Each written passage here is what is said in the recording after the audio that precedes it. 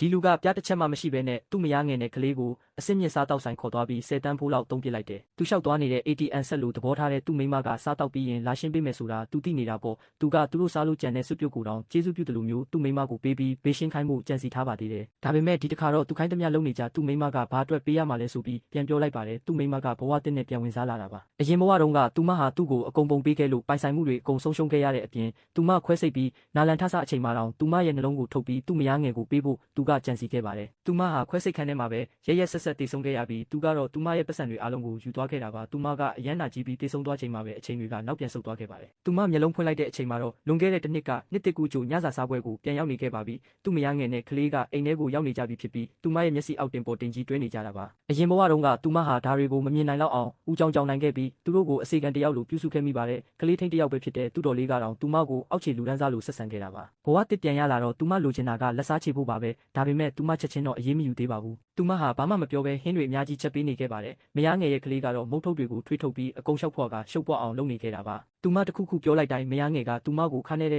လှောင်ပြောင်နေပါတယ်။ဒီနေရာကနိုင်ငံခြားလောက်မကောင်းတယ်လို့ပါဝင်ပစ္စည်းတွေကလည်းအဆင်မရှိဘူးလို့ပြောတာပေါ့။ဒါပေမဲ့ဒေါ်လင်းကလည်းအသက်ကြီးနေပါပြီ။သူမကိုနည်းနည်းလောက်တီးခံပေးလိုက်ပါလား။သူမကကလေးကိုနိုင်ငံခြားမှာကြီးပြင်းလာတာဆိုပြီးအထက်တန်းလွှာလူဒန်းစားလိုကြွားဝါနေတာပါ။ဒါကိုဇနီးဖြစ်သူကအပြတ်ပြန်ပြောလိုက်ပါတယ်။မင်းတို့နှစ်ယောက်ငါအိမ်မှာလာနေပြီးငါကြွေးတာစားငါတောက်เสียရတွေတောက်ဘာမှလည်းမလုပ်ပဲခုတော့ငါမုတ်ထုတ်ကအရသာမရှိဘူးလို့လာပြောနေတာလား။နည်းနည်းလောက်ရှက်တက်ဆန်းပါ။သူ့ယောက်ျားကဒေါသတာကြီးနဲ့သူမဟာရိုင်းဆိုင်ပြီး Wall Street ကလာတဲ့သူ့မယားငယ်ကိုအဆက်ခွဲနေတယ်လို့အော်ဟစ်ပါတော့တယ်သူကလက်ထပ်ထားတာကိုအဆုံးသက်ချင်ပြီလားလို့မေးပြီးသူမကိုတောင်းပန်ဖို့ခိုင်းလိုက်ပါတယ်သူ့တော်လေးကလည်းဝင်ပါလာပြီးသူမဟာလူစွမ်းကောင်းလုပ်နေတာမကြခင်ခွင့်လွှတ်ဖို့လာတောင်းပန်ရမှာဆိုပြီးလောင်ပြောင်နေပါတယ်သူ့ယောက်ျားကတော့အဲ့ဒါတွေကိုသဘောကျပြီးမယားငယ်နဲ့ကလေးကိုအပြင်မှာသွားကျွေးဖို့ထွက်လိုက်ပါတယ်မင်းနဲ့ကျွမ်းကျွမ်းပြောနေရပါပြီဘလို့ပဲဖြစ်ဖြစ်လင်းကျူကပတ်စံပေးမှာပဲလေသူတို့တွေကသူမကိုအရင်လိုပဲအနိုင်ကျင့်လို့ရတဲ့သူလို့ထင်နေတော့ဆိုတာသူမသိနေလို့အစပိုင်းမှာတော့လက်စားချေဖို့အတွက်အလိုက်တင်လေးလုပ်ပေးလိုက်ပါတယ်သူမဟာရှေ့နေကိုဖုံးဆက်ပြီးသူ့ရဲ့ကက်တွေအားလုံးကိုပိတ်ခိုင်းလိုက်တယ်လို့ကုမ္ပဏီကိုလည်းလွှဲပြောင်းပြီးသူ့မှာဘာမှမကြံအောင်ကွာရှင်းစာချုပ်ပါပြင်ဆင်လိုက်ပါတယ်စားတောက်ဆိုင်ရောက်တော့သူ့ယောက်ျားကဈေးပေါ်တဲ့ခုံနေရာတွေကြောင့်စိတ်တူနေပါတယ်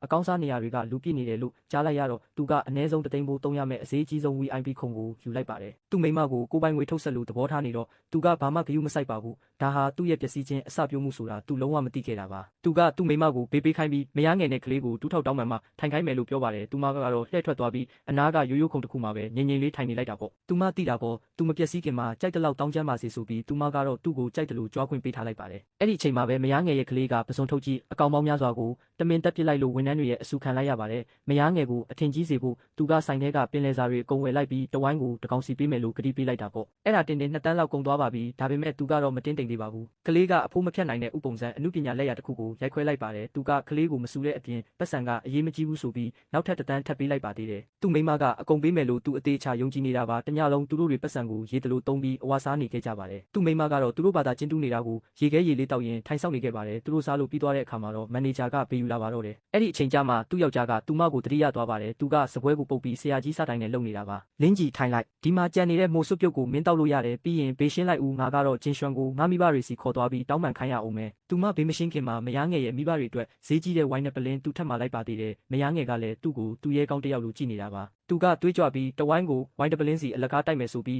နောက်ထပ်6 တန်းဖို့သုံးပစ်လိုက်ပြန်ပါတယ်မန်နေဂျာကတော့ဝိုင်းပလင်းတွေဖွင့်ပြီးရင်ပြန်အပ်လို့မရဘူးလို့သတိပေးနေတာပေါ့သူကတော့တကယ်ကိုချင်းကိုတူးနေတာပါပတ်စံဆိုတာ3 မှတန်ဖိုးရှိတာလို့လည်းသူကပြောပါသေးတယ်မဟုတ်ရင်တော့ဒါတွေကအတုံးမကျတဲ့စက်ကူတွေပါပဲသူပြောပြီးတာနဲ့မန်နေဂျာကကြတင်ငွေ10 တန်းဖြစ်ကြောင်းပြောလိုက်ပါတယ်ကက်နဲ့လားဖုန်းနဲ့လားသူကသူ့မိမဘက်လက်ကြည့်လိုက်ပါတယ်ဘာစောက်နေတာလဲဒီကိုလာပြီးအခုချက်ချင်းငွေရှင်းလိုက်စမ်းဘာအတွက်ပေးရမှာလဲ